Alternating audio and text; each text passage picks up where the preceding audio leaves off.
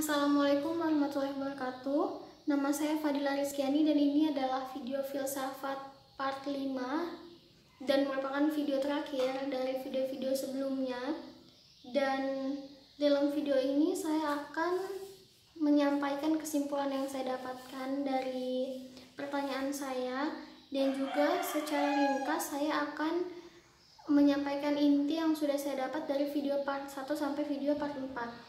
Yang pertama adalah pertanyaan saya, yaitu mengapa ingatan manusia terbatas? Kenapa manusia tidak bisa mengingat hal detail yang sebenarnya ingin mereka ingat? Jadi alasan saya mempertanyakan ini sudah saya sebutkan di video part 1, dan itu berdasarkan dari pengalaman pribadi saya sendiri. Lalu selanjutnya dari pertanyaan itu, saya mencoba untuk berpikir secara filsafat, yaitu berpikir filsafat itu membutuhkan kemampuan berpikir yang radikal, sistematis, universal, dan logis.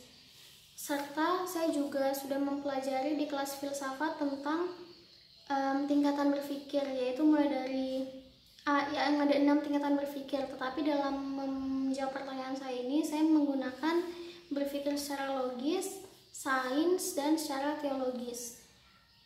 Langsung saja ke jawaban dari pertanyaan saya. Jadi jawaban dari pertanyaan saya ini adalah, memang manusia itu tidak bisa mengingat hal detail yang terjadi dalam hidupnya, kecuali dalam proses yang dinamakan menghafal. Karena ingatan manusia itu terbagi menjadi 2, itu bisa dijelaskan secara sains, yaitu yang pertama adalah ingatan itu diperoleh dan diproses oleh otak. Dan bagian otak yang berperan untuk mempertahankan ingatan dinamakan hipokampus yang terletak di lobus temporal otak. Ingatan manusia itu akan terbentuk melalui 3 tahap, yaitu tahap belajar, yaitu proses saat informasi diterima oleh indera tubuh. Yang kedua, tahap retensi, yaitu proses informasi disimpan di otak. Dan yang ketiga, tahap retrieval, yaitu memutar kembali ingatan yang telah disimpan sebelumnya dalam tahap sebelumnya dan membentuk ingatan baru. Selanjutnya, secara sains, ingatan manusia terbagi menjadi 2, yaitu ingatan memori jangka panjang dan memori jangka pendek. Memori jangka pendek berfungsi menyimpan informasi hanya selama 30-60 detik. Sedangkan memori jangka panjang biasanya mengingat hal yang menurut kita sangat istimewa, sehingga memunculkan keinginan kuat untuk mengingatnya. Tetapi ini juga bukan hal detail, melainkan hanya potongan-potongan ingatan akan suatu kejadian yang biasanya membahagiakan atau tragis.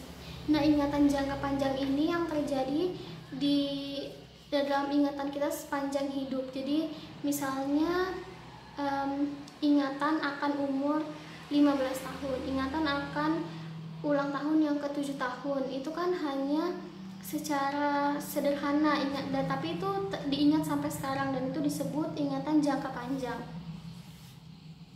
Lalu selanjutnya adalah jawaban yang saya dapatkan secara teologis. Jadi menurut agama saya, itu agama Islam, dalam Al-Quran surah An-Nahl ayat 78, Allah Subhanahu wa Ta'ala berfirman yang artinya, dan Allah mengeluarkan kamu dari perut ibumu dalam keadaan tidak mengetahui apa-apa, dan Dia memberikan kamu pendengaran, penglihatan, dan afidah atau daya nalar agar kamu bersyukur.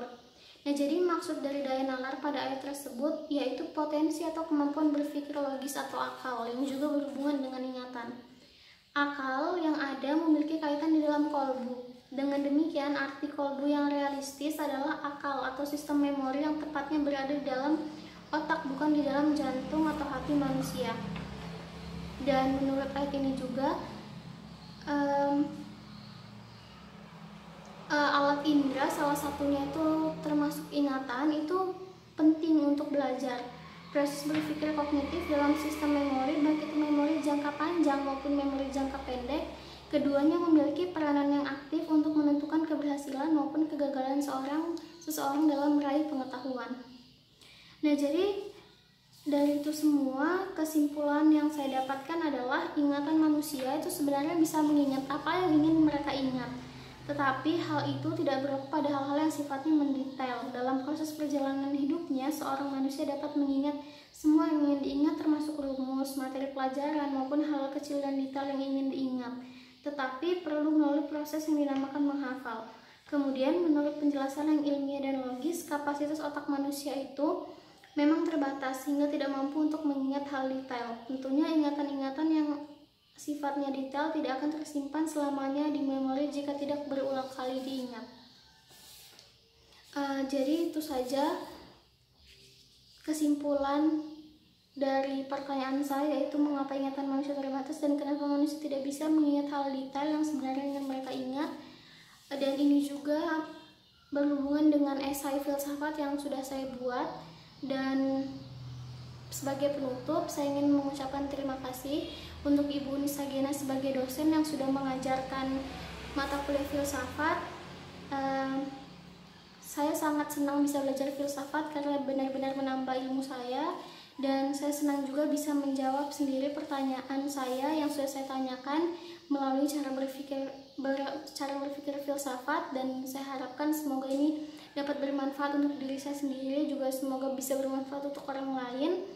Sekian, apabila ada kekurangan saya mohon maaf. Wassalamualaikum warahmatullahi wabarakatuh.